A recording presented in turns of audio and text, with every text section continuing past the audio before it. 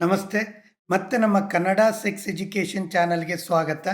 ನಮ್ಮ ಚಾನಲಲ್ಲಿ sex problem ಬಗ್ಗೆ, ಪೆನ್ನಿಸ್ ಮತ್ತು ವೆಜಿನದಲ್ಲಾಗೋ ಇನ್ಫೆಕ್ಷನ್ ಬಗ್ಗೆ, ಇನ್ಫರ್ಟಿಲಿಟಿ ಅಂದರೆ ಮಗು ಆಗದೇ ಇದ್ದಾಗ ಏನೇನು ಕಾರಣ ಆಗುತ್ತೆ ಅದ್ರ ಬಗ್ಗೆ ಮಾಹಿತಿ ಇರುತ್ತೆ. ನಮ್ಮ ವಿಡಿಯೋನ ನೋಡಿ, ಲೈಕ್ ಮಾಡಿ ಮತ್ತು ಶೇರ್ ಮಾಡಿ. ಯಾಕಂದರೆ ಸೆಕ್ಸ್ ಬಗ್ಗೆ ಪ್ರತಿಯೊಬ್ಬರಿಗೂ ನಾಲೆಡ್ಜ್ ಇರೋದು ಅಗತ್ಯ ಇರುತ್ತೆ. ಸಣ್ಣ ಪುಟ್ಟ ಡೌಟ್ ಇತ್ತು ಅಂದರೆ ಯೂಟ್ಯೂಬ್ ಕಮೆಂಟ್ ಸೆಕ್ಷನಲ್ಲಿ ಹಾಕಿ. ಕನ್ಸಲ್ಟೇಷನ್ ಬೇಕು ಅಂತ ಅಂದರೆ ಮೇಲ್ಗಡೆ ಮೆನ್ಷನ್ ಮಾಡಿರೋ ನಂಬರ್ಗೆ ವಾಟ್ಸಪ್ ಮಾಡಿ.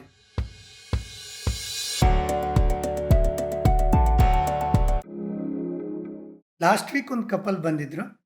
ಹುಡುಗನಿಗೆ ಒಂದು 31 ಇಯರ್ಸ್, ಹುಡುಗಿಗೆ ಒಂದು 27 ಇಯರ್ಸ್. ಮ್ಯಾರೇಜ್ ಆಗಿ ಒಂದು 2 ಇಯರ್ಸ್ ಆಗಿದೆ. ಸೊ ಅವ್ರ ಕಂಪ್ಲೇಂಟ್ ಏನಂದರೆ, ನಾವೀಗ 2 ವರ್ಷ ಆಯಿತು ಮದುವೆ ಆಗಿ, ಸೊ ಮಕ್ಕಳಾಗಿಲ್ಲ ಅಂತೇಳಿ. ಸೊ ಅವರನ್ನು ಡಾಕ್ಟ್ರನ್ನ ಕನ್ಸಲ್ಟು ಮಾಡಿದ್ರು, ಕೆಲವೊಂದು ಇನ್ವೆಸ್ಟಿಗೇಷನ್ನು ಮಾಡಿಸಿದ್ರು. ಬಟ್ ಅವರು ರಿಪೋರ್ಟ್ ನೋಡಿದಾಗ ಇಬ್ಬರು ನಾರ್ಮಲ್ ಆಗಿದ್ದರು. ಸೊ ಇಬ್ಬರನ್ನು ಸಪ್ರೇಟಾಗಿ ಕೂರಿಸಿ ಒಂದು ಕೌನ್ಸಿಲಿಂಗ್ ಅಂತೇಳಿ ಸೆಕ್ಷುವಲಿಸ್ಟನ್ನ ತಗೊಂಡೆ. ಈ ಕೇಸಲ್ಲಿ ಗಂಡ ಹೆಂಡತಿ ನಡುವೆ ಒಂದು ಸೆಕ್ಷುವಲ್ ಆ್ಯಕ್ಟಿವಿಟಿ ತುಂಬ ಕಡಿಮೆ ಇತ್ತು. ತಿಂಗಳಲ್ಲಿ 2 ಅಥವಾ 3 ಟೈಮ್ ಮಾತ್ರ ಇತ್ತು. ಸೊ ಅವರಿಗೆ ಒಂದು ಕಪಲ್ ಸೆಕ್ಸ್ ಥೆರಪಿ ಅಂತ ಮಾಡಿ ಕೆಲವೊಂದು ಮೆಡಿಸಿನ್ ಕೊಟ್ಟು ಅವರನ್ನು ಕಳಿಸ್ದೆ. ಸೊ ಈ ಕಪಲ್ ಬಂದೋದ್ಮೇಲೆ ಅನ್ನಿಸ್ತು, ಸೊ ಇನ್ಫರ್ಟಿಲಿಟಿ, ಮಗು ಆಗದೆ ಇರೋದಕ್ಕೆ ಏನು ಕಾರಣ, ಇದ್ರ ಬಗ್ಗೆ ಒಂದು ವಿಡಿಯೋ ಮಾಡೋಣ ಅಂತೇಳಿ ಇವತ್ತಿನ ವಿಡಿಯೋದಲ್ಲಿ ಇದ್ರ ಬಗ್ಗೆ ಒಂದು ಬ್ರೀಫಾಗಿ ಮಾಹಿತಿ ಕೊಡ್ತೇನೆ. ಯೂಶ್ವಲಿ ಮಗು ಆಗಲಿಲ್ಲ ಅಥವಾ ಪ್ರೆಗ್ನೆನ್ಸಿ ಆಗಲಿಲ್ಲ ಅಂದರೆ ಸೊ ವುಮನ್ನಲ್ಲಿ ಮತ್ತು ಹೆಂಗಸರಲ್ಲಿ ಏನೋ ಪ್ರಾಬ್ಲಮ್ ಇರ್ಬೋದು, ಈ ಥರ ಡೌಟು ಯೂಶ್ವಲಿ ಎಲ್ಲರೂ ಮಾತಾಡ್ತಾರೆ. ಆದರೆ ಹೆಂಗಸರಲ್ಲಿ ಅಂದರೆ ಎಷ್ಟು 50% ಪ್ರಾಬ್ಲಮ್ ಇರುತ್ತೋ, ಗಂಡಸರಲ್ಲೂ ಸಹ 50% ಕಾರಣ ಇರುತ್ತೆ ಮಗು ಆಗದೆ ಇರೋದಕ್ಕೆ. ಈ 5 ರೀಸನ್ಸ್ ಅಂದರೆ ಈ 5 ಕಾರಣಗಳಿಂದ ಯೂಶ್ವಲಿ ಮಗು ಆಗೋ ಚಾನ್ಸಸ್ಸು ಕಡಿಮೆ ಇರುತ್ತೆ. ಒಂದು ಬಂದು ಫಿಸಿಕಲ್ ಪ್ರಾಬ್ಲಮ್ ಅಂತ ಹೇಳ್ತೀವಿ. ಈಗ ವುಮನ್ನಲ್ಲಿ ಬಂದರೆ ಒಂದು PCOD ಇರ್ಬೋದು, ಅಥವಾ ಹಾರ್ಮೋನಲ್ ಇಶ್ಯೂಸ್ ಇರ್ಬೋದು, ಅಥವಾ ಯುಟ್ರಸ್ಸು ಅಥವಾ ಟ್ಯೂಬಲ್ ಬ್ಲಾಕು, ಇದು ಕಾರಣ ಆಗತ್ತೆ. ಮೆನ್ನಲ್ಲಿ ಬಂದರೆ ಸ್ಪರ್ಮ್ ಡಿಫೆಕ್ಟ್ ಅಂತ ಹೇಳ್ತೀವಿ, ಮೊಟಿಲಿಟಿ ಅಥವಾ ಕೌಂಟ್ ಇರ್ಬೋದು, ಜೊತೆಗೆ ಟೆಸ್ಟಿಸಲ್ಲಿ, ಅದ್ರ ಜೊತೆಗೆ ವೆರಿಕೋಸಿಲ್ ಇಶ್ಯೂ, ಇವೆಲ್ಲ ಕಾರಣದಿಂದ ಹೆಲ್ತಿ ಎಗ್ ಅಥವಾ ಹೆಲ್ತಿ ಸ್ಪರ್ಮು ಕೂಡಲಿಕ್ಕೆ ಆಗಲ್ಲ. ಸೊ ಕನ್ಸೀವ್ ಆಗಲಿಕ್ಕೆ ಚಾನ್ಸಸ್ ಕಡಿಮೆ ಇರುತ್ತೆ. ಎರಡನೇದು ಬಂದು ಸೈಕಲಾಜಿಕಲ್ ಅಂತ ಹೇಳ್ತೀವಿ.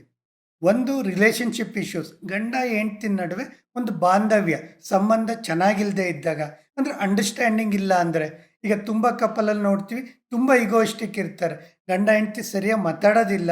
ಸೊ ಒಬ್ರಿಗೊಬ್ರು ತುಂಬ ಅಡ್ಜಸ್ಟ್ಮೆಂಟಲ್ ಪ್ರಾಬ್ಲಮ್ ಇರುತ್ತೆ. ಈ ಥರ ಇದ್ದಾಗ ಸೆಕ್ಸ್ ಕಡಿಮೆ ಇರುತ್ತೆ, ಆಟೋಮೆಟಿಕಲಿ ಕನ್ಸೀವ್ ಆಗೋ ಚಾನ್ಸಸ್ ಕಡಿಮೆ ಇರುತ್ತೆ. ಜೊತೆಗೆ ವರ್ಕ್ ಸ್ಟ್ರೆಸ್ ಇರ್ಬೋದು, ಅಥವಾ ಆ್ಯಂಗ್ಸೈಟಿ ಇರ್ಬೋದು, ಫೈನಾನ್ಸು, ಫ್ಯಾಮಿಲಿ, ಈ ಥರ ಸ್ಟ್ರೆಸ್ ಹಾರ್ಮೋನ್ ಡಾಮಿನೇಟ್ ಆದಾಗ ಸೆಕ್ಸ್ ಹಾರ್ಮೋನ್ ಅಥವಾ ರೀಪ್ರೊಡಕ್ಟಿವ್ ಹಾರ್ಮೋನ್ಗೆ ಎಫೆಕ್ಟ್ ಆಗುತ್ತೆ. ಸೊ ಸೈಕಲಾಜಿಕಲ್ಲು ಸಹ ಒಂದು ಕನ್ಸೀವ್ ಆಗಲೇ ಇರೋದಕ್ಕೆ ಕಾರಣ ಇರುತ್ತೆ.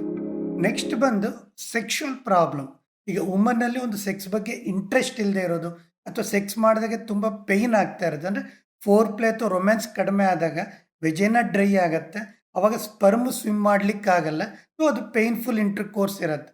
ಅದು ಬಿಟ್ಟರೆ ವೆಜೆನಿಸ್ಮಸ್ ಅಂತ ಹೇಳ್ತೀವಿ, ವೆಜೆನ ಪ್ರಾಪರಾಗಿ ಓಪನ್ ಆಗ್ತಿರಲ್ಲ, ಇಂಟರ್ ಕೋರ್ಸ್ ಮಾಡ್ಬೇಕಾದ್ರೆ ಇಬ್ಬರಿಗೂ ಪೇಯ್ನು ಡಿಸ್ಕಂಫರ್ಟ್ ಇರುತ್ತೆ. ಮೆನ್ನಲ್ಲಿ ಬಂದರೆ ಒಂದು ಸೆಕ್ಸ್ ಬಗ್ಗೆ ಇಂಟ್ರೆಸ್ಟ್ ಇಲ್ಲದೆ ಇರೋದು, ಎರೆಕ್ಷನ್ ಪ್ರಾಬ್ಲಮ್ ಅಥವಾ ಎಜಾಕ್ಯುಲೇಷನ್ ಪ್ರಾಬ್ಲಮ್, ಅಥವಾ ಪರ್ಫಾರ್ಮೆನ್ಸ್ ಆಂಗ್ಸೈಟಿ.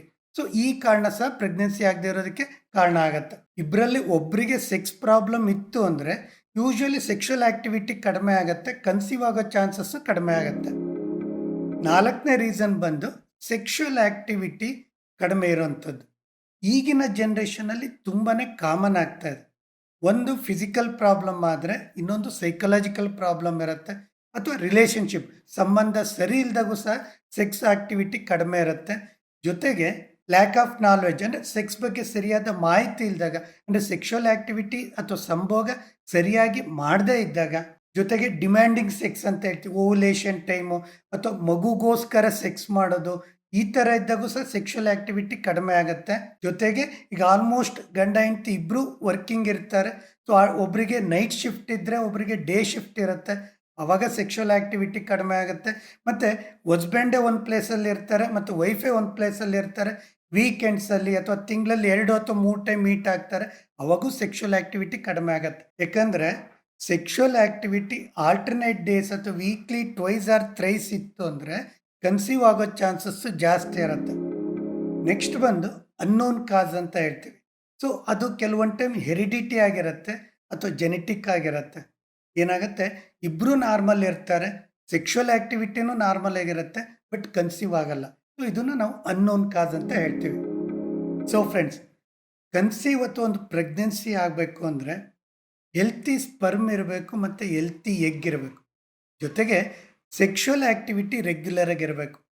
ಸೊ ಇಷ್ಟಿದ್ದೂ ಸಹ ಕನ್ಸೀವ್ ಆಗಲಿಲ್ಲ ಅಥವಾ ಪ್ರೆಗ್ನೆನ್ಸಿ ಆಗಲಿಲ್ಲ ಅಂದರೆ ಅದರದ್ದೇ ಆದ ಎಕ್ಸ್ಪರ್ಟನ್ನು ಕನ್ಸಲ್ಟ್ ಮಾಡಿ ಟ್ರೀಟ್ಮೆಂಟ್ ತೊಗೊಳ್ಳೋದು ಒಳ್ಳೆಯದು. ಇದು ಇವತ್ತಿನ ನಮ್ಮ ವಿಡಿಯೋ. ಇಲ್ಲಿ ತನಕ ನಮ್ಮ ವಿಡಿಯೋ ನೋಡಿದ್ದಕ್ಕೆ ತುಂಬ ವಂದನೆಗಳು.